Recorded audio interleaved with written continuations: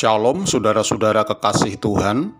Pembacaan firman Tuhan terambil dalam Bilangan 21 ayat 9. Lalu Musa membuat ular tembaga dan menaruhnya pada sebuah tiang. Maka jika seseorang dipagut ular dan ia memandang kepada ular tembaga itu, tetaplah ia hidup. Saudara-saudara, rasa-rasanya sesuatu yang tidak masuk akal mengenai kisah ular tembaga. Bagaimana tidak? Ketika bangsa Israel merasakan ketakutan dan ada dalam situasi bahaya, di mana ular-ular berbisa akan membinasakan mereka, maka Musa melakukan perintah Allah untuk membuat ular palsu terbuat dari tembaga, yang barang siapa melihatnya ketika dipagut ular berbisa, maka tetaplah ia hidup. Ini merupakan bukti kepedulian Tuhan Allah terhadap umatnya ketika ada dalam keadaan kritis. Bangsa Israel selamat dari situasi bahaya yang dapat saja membinasakan mereka, dan Allah memberikan solusi dengan ular tembaga. Cukup melihatnya saja, maka selamat dari bahaya. Allah memberi solusi, dan umatnya merespons solusi itu dengan setia. Itu kuncinya. Demikian juga dengan kita semua, saudaraku. Bapa kita di sorga sudah memberikan anaknya yang tunggal, yaitu Yesus Kristus, yang berkuasa kepada kita semua, supaya barang siapa yang percaya kepadanya tidak binasa, melainkan beroleh hidup yang kekal.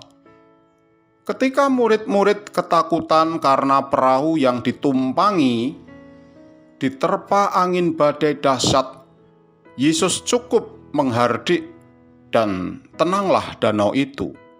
Orang buta melihat, orang tuli mendengar, orang lumpuh berjalan, dan sakit apapun disembuhkan.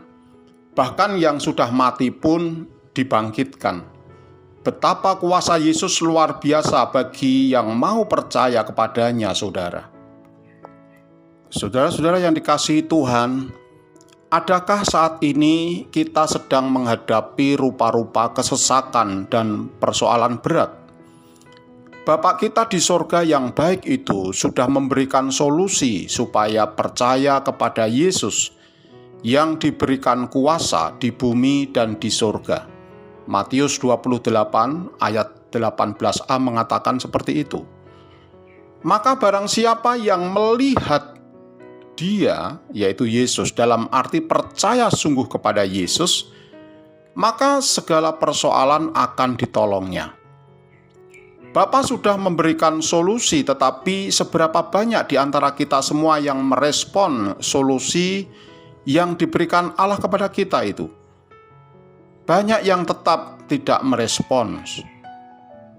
Mana mungkin hanya percaya kepada Yesus semua masalah bisa ditolongnya? Mana mungkin hanya begitu saja bisa terselesaikan masalahku? Banyak orang meragukan, saudara-saudara.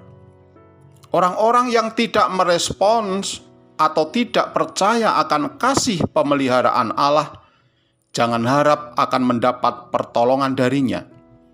Hanya orang-orang yang memandang salib Kristus dan percaya kepadanya dengan sepenuh hati, maka pertolongannya akan terjadi sungguh.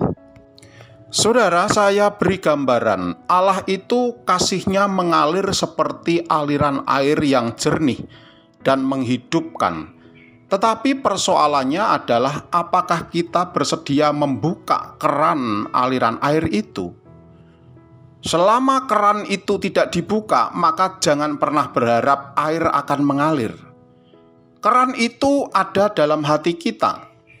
Jikalau keran air yang ada di hati kita itu kita buka lebar-lebar, maka mengucurlah air pertolongan Tuhan.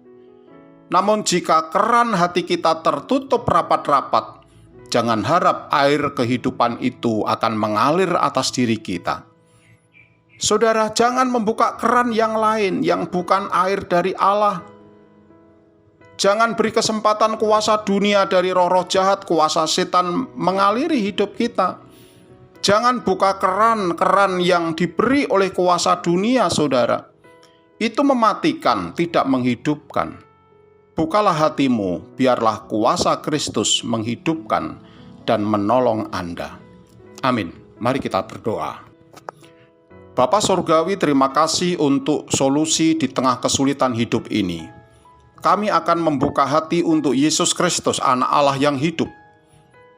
Aku buka hati kami, masuklah, ya Yesus, kuasailah hidup kami dan tolonglah segala kesulitan hidup kami, supaya nama Bapa dimuliakan selama-lamanya. Dalam nama Yesus kami percaya. Amin.